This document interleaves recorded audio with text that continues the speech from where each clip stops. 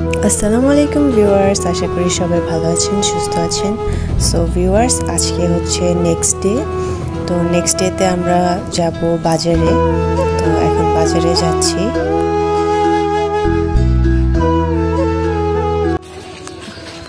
High high. So আমরা কোথায় যাচ্ছি?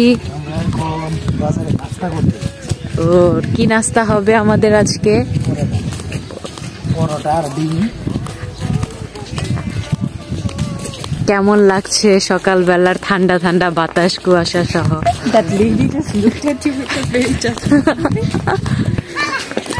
সেই লাগছে।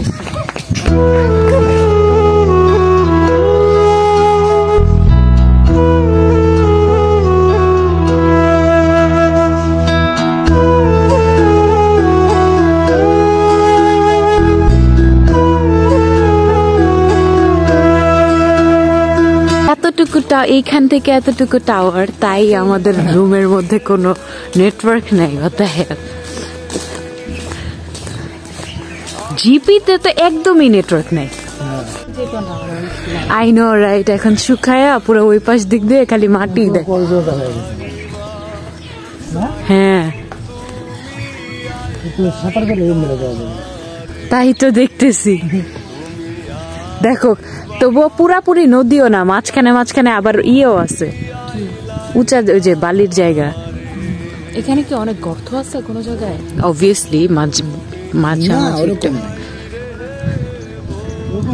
আল্লাহ, লাস্ট টাইম তো আরো কত উঁচা ছিল। ইয়া, what the heck? এটা পুরা এইরকম গাড়া ছিল। what the heck? ওই যে ওইখানে আছে।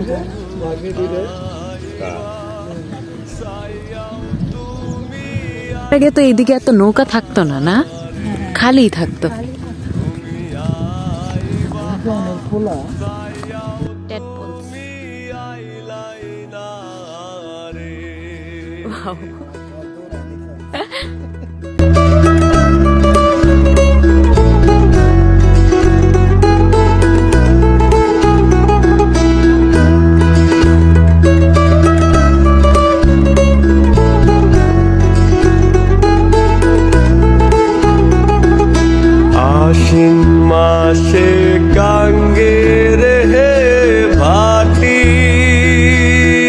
সো ভিউয়ার্স, আমরা নদীতে গিয়ে ঘুরে আসলাম। এখন আমরা রেস্টুরেন্টে বসলাম, বসে খাবো। তো রুটি, ভাজি আর ডিম নেওয়া হয়েছে, ডিম ভাজি। তো এখন আমরা সবাই মিলে খাবো। সকালে এত ঠান্ডা থাকে যে গরম খাবারও গরম লাগে না, এরকম অবস্থা। এত দেশে ঠান্ডা, এত শীত। তো এই তো আমরা সবাই এখন নাস্তা করে নিলাম। করে নিয়ে এখন আমরা যাব চায়ের দোকানে। তো আমাদের উলিয়া বাজারে এই চায়ের দোকানটা অনেক ভালো, মানে চা এত মজা, মালাই চা। এখানে মালাই চাটা অনেক মজা। 7 দিন থেকেছি, 7 দিনই আমরা গিয়ে খেয়েছি এই চাটা। তো আপনারা চাইলে উলিয়া বাজার এসে এই মালাই চাটা ট্রাই করতে পারেন। আমাদের চা রেডি, এখন আমরা সবাই মিলে মালাই চা খাবো।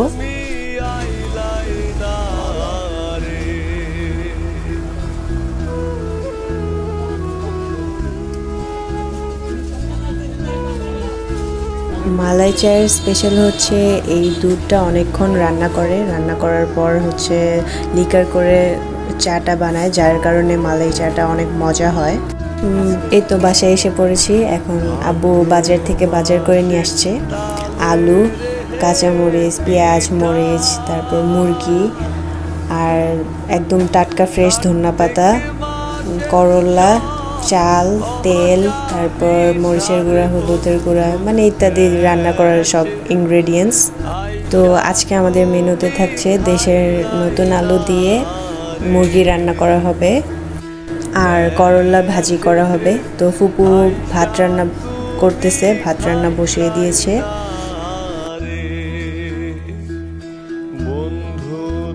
তো বাড়ির সবাই এসে আমাদের হেল্প করে দিচ্ছে, কেটে বেছে দিচ্ছে।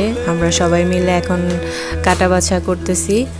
আর এখানে আমার ফুপু আলু কেটে দিতেছে করলার জন্য, আর ফুপু জাস্ট ভাতটা রান্না করতেছে।